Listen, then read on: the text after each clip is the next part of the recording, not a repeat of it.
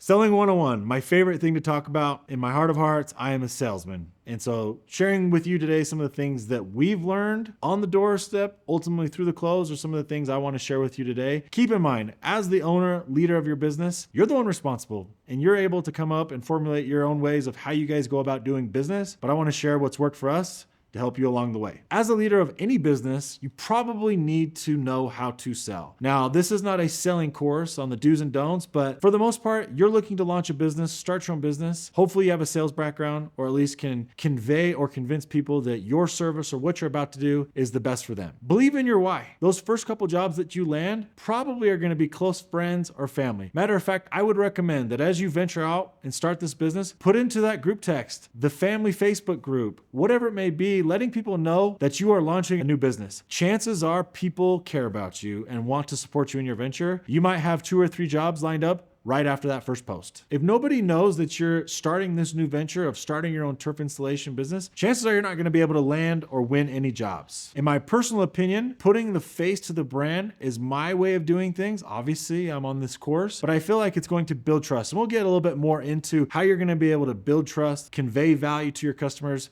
as you're going through the process. At this point in the course, we've already gone through the tech stack of how you're able to get your leads. Let's jump into what happens when you get a lead. There are a number of different studies. I am of personal belief that you need to make an effort to get to that lead as quick as possible. Why? Well, there's a couple unknowns. We don't know. You don't know if you're the first form that they filled out, the second, the third, or the fourth. So your backs might already be against the wall in terms of who's already talked to the customer. Now, I know some of you may not like this, but I think any entrepreneur will tell you that it's not a typical 8 to 5 job. There will be times at nights, during the weekends when you're with your family, that a lead might come in. My recommendation, and something that I think is going to set you up for success, is being able to at least acknowledge and recognize, reach out to that person. What I mean by that is, if you're able to copy and paste that phone number really quick and say to the customer, hey, this is Taylor with Elite Turf Supply. Thanks so much for contacting us. Do you mind if I hit you up tomorrow or first thing Monday? I think you'll get a favorable response from the individual. Really, all you're trying to do is validate that person's opinion for filling out a form on your website, and is starting the process of building trust. And they might even respect you more for saying no. Maybe you're with your family, or maybe it's at 10 o'clock at night, but acknowledging them and getting to them at a time that you set will help close the job. Let us not forget that probably any part of sales is that people generally buy from people they like. So if you're able to be that first responder, if you're able to add value or ask questions or appear knowledgeable and build that, ultimately your chances for success are a lot higher. And it could be the difference of you landing a $1,000 job versus a $20,000 job. There was a study done by Salesforce, a large tech company. What they had said in the study is that if the person is able to respond to a lead within the first minute, their close rate is 400 times greater than if they were to wait past 2 minutes or 3 minutes. I believe it goes on to say that if you were to wait 1 additional minute, the close rate reduces by half. So the lesson to me, the lesson that it should be to you, is that when that lead comes in, treat it like gold and talk to that person, or make an attempt to validate their feelings for why they chose you or why they're wanting a bid for their turf installation. Not only that, turf is an ever-growing market. So while you may be in a market where there seemingly is a few installers or less competition, please know that the more and more that we're able to expand our reach, the more and more competition, the more and more installers there will be popping up. So what that means is you got to be on your toes. You need to be able to respond and do things a little bit differently that your competition's not willing to do. This doesn't just apply to turf installation. You might be watching this and thinking through other experiences in your life where go above and beyond what the benefit was. Same applies here within the turf installation game. Being different, going about business, being likable will increase those sales. We know time is money, and speed can be your biggest ally, your biggest asset as it comes to getting leads and or closing them. And I always believe that, again, if you're able, pick up the phone or answer the call and have a conversation. From there, we've all heard I'll get you an estimate or a bid tomorrow or whatever it may be. Promise you that if you can turn those things around, greater success will happen. I'd ask you to be honest with yourself. As a homeowner or wherever you may live, think if you were to go request a plumber to show up at your house to fix a leak. You fill out a form of a few reputable plumbing companies that you can find, but one gets back to you right away and one gets back back to you 5 days later. In between that time, you might have already picked somebody, or you might have already formulated an opinion of company A versus company B. From there, let's be timely about sending our estimates, making that customer feel like they are your priority. How bad does it feel if somebody says, oh, I can get you that estimate next week. Next week? You might have already had the leak fixed next week. So please, as you go about these leads, treat them with care. When you go to a job or when you go to a homeowner's home, you want to make sure you have the appropriate things with you. Obviously, the homeowner may not know what it is that they want, and you have the ability to educate your customers on what types of turf might work best for their application. Make sure that you're asking the right questions. Do they have pets? Is this for more leisure? Do they have heavy foot traffic? Because as we've learned, different turfs are meant for different things. Asking those questions that warrant a response are only going to build trust from the consumer that you know what you're talking about and ultimately lead them to pick you for the job. More often than not, if you're able to close a job in a timely manner, I recommend doing it. Why? It closes the window for other people to come into it. If you are on site, maybe you were the first person they reached out to, do everything in your power to gain that trust and close the deal. What I mean by that is, let's say they're vibing with what you're saying, they like the samples, they like your price point, but they need something more. So we're looking at a little bit of give and take. Most everybody that I've ever dealt with is looking for a discount. Incorporate the give and take model. If you're giving anything, ask for something in return. Maybe that's a deposit that day. Maybe that's a review. Maybe that's a referral. Incorporate those things so that the customer feels like they're getting something from you in return for something else. I love talking about how we show up. I understand that a lot of you listening or that might be watching find yourselves in the field. Boots are worn, holes in jeans, sweat stains. That's fine. And if that's your way of doing it, more power to you. I recommend trying to be a little bit different. As we've mentioned throughout this course, that in the home services space, there's so much room for disruption by just doing things a little bit differently, communicating a little bit more, showing up on time, those certain things. You can incorporate that into how you show up. Always tell businesses to go spend the money to get company branded shirts, hats, whatever it is. Something so subtle, something so little might be the difference in you getting the job and a referral thereafter, or even losing the job. How you do anything is how you do everything. Make sure early on in the initiation of your business, partners or with your first employees, you guys make a commitment to doing things the right way. Doing things the right way the first time are ultimately what allow you to get to more jobs quicker, but also it's what's going to grow our market. The more quality of work that a neighbor sees from your job ultimately might come back to you in the future. So please take pride in your work, do things the right way. When you're on a job, please be clean. Do things differently. How many times have you shown up to, not to talk about the home builders, but maybe you've shown up to job sites where there's trash everywhere? That too can leave an impression. Just like we're going to want to get a yard sign in the yard when you're doing a job, you want that to be known for a lot of good things, not the opposite. So on a job, make sure that things are clean, things are organized each day. At the end of the day, if you like music, I love music too, but let's not be in a way that it might offend or that it might bother somebody in the home. Again, it's the little things. Build the respect or what will allow you to get a referral out of that customer down the road. Hopefully, prior to the job commencing, there's been a great deal of communication between you and the homeowner. That doesn't have to stop during the installation as well. What I've noticed that's helped our crews is as they do, let's say, a daily walkthrough with the customer, just to ensure that their needs are being met. You may not know that they like this part of the area that they want to keep or remove. Goes such a long way if you're able to go knock on the door at the end of the day and say, hey, we're about to leave. We've got everything cleaned up. Tell us what you're seeing. Everything look good? Something so subtle just keeps that person close to you. That post job, when it